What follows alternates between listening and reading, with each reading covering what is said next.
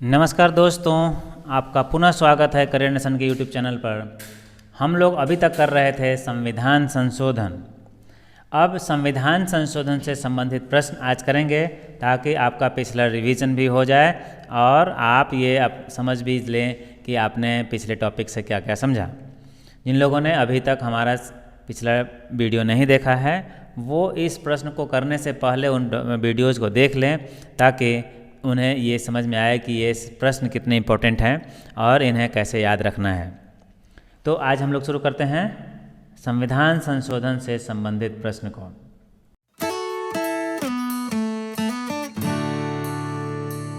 हमारा पहला प्रश्न है, संविधान का प्रथम संशोधन जो 1951 में पारित हुआ निम्नलिखित में से किससे संबंधित है? तो पहला संविधान संशोधन किससे संबंधित था?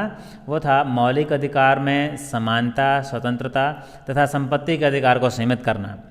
तो हमारा आंसर इसमें हो जाएगा मूल अधिकारों से। आंसर है ए।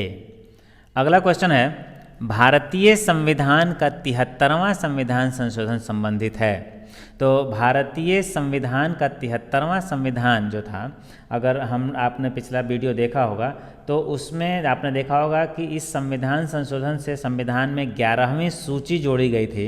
इससे पहले 10 अनुसूची हुआ करती थी, अब 11 हो गई थी इसके बाद। और इसमें पंचायती राज को संवैधानिक दर्जा दिया गया था।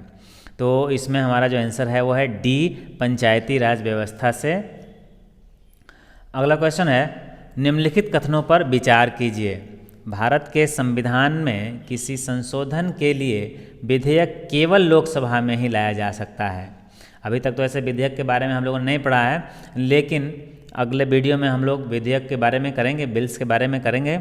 इसमें हम इतना समझ लें कि जो विधेयक होते हैं उन्हें या तो लोकसभा में पेश किया जाता है या राज्यसभा में पेश किया जाता है, लेकिन कुछ विधेयक ऐसे होते हैं जिन्हें सिर्फ लोकसभा में ही पेश किया जाता है। खास करके धन विधेयक और वित्त विधेयक, ये दोनों ही सिर्फ लोकसभा में पेश किए जाने वाले विधेयक हैं। लेकिन संविधान संशोधन की जब बात होती है तो ये किसी भी सदन में पेश किया जाने वाला विधेयक होता है। वो राज्यसभा में पेश किया जा सकता है और लोकसभा में पेश किया जा सकता है। तो हमारा पहला स्टेटमेंट जो है यहाँ पे ये गलत हो गया। यदि ऐसा कोई संशोधन संविधान के संघीय व्यवस्था में परिवर्तन लाने के उद्देश्य से लाया जाता है तब उक्त संशोधन को भारत के सभी राज्यों की विधानसभाओं द्वारा भी अनुसमर्पित कराना होगा। तो हमारा दूसरा स्टेटमेंट जो है वो कहता है कि संविधान संशोधन जिसमें संघीय व्यवस्था में परिवर्तन लाना है उसके लिए राज्यों से भी समर्थन की जरूरत है। तो बिल्कुल सही है ये।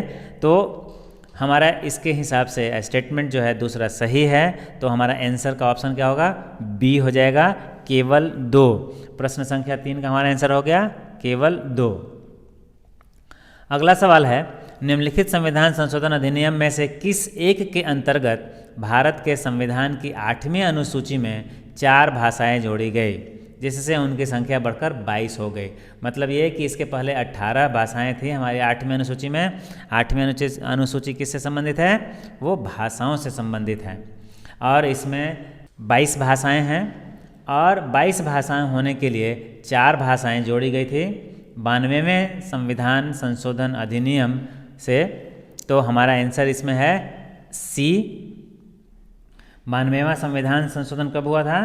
तो ये 2003 में संविधान संशोधन हुआ था। इससे 4 भाषाएं जुड़ी।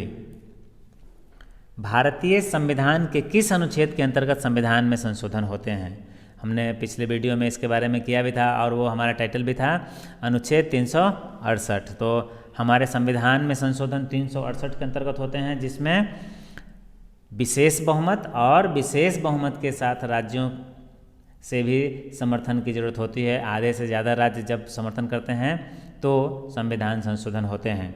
लेकिन एक संविधान संशोधन जो 368 के अंतर्गत नहीं आता है वो है साधारण बहुमत के द्वारा किया जाने वाला संविधान संशोधन। तो हमारा यहाँ पर आंसर है सी। किस संविधान संशोधन के द्वारा वोट डालने की उम्र 21 साल से घटाकर 18 साल कर दी गई? तो अभी जो है हमारे यहाँ संविधान के तहत वोट डालने की उम्र कितनी है? 18 वर्ष है। तो ये किया गया था 1989 में 61वें संविधान संशोधन अधिनियम के द्वारा। तो इसमें हमारा आंसर क्या है? डी।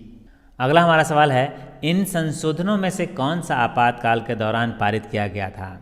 तो आपको पता होगा आपातकाल जेपी आंदोलन के समय में लगा था 1975-76 में, और 76 में पास होने वाला हमारा 42वां संविधान संशोधन है। तो 42वां संविधान संशोधन इसका आंसर हो गया ऑप्शन हमारा बी।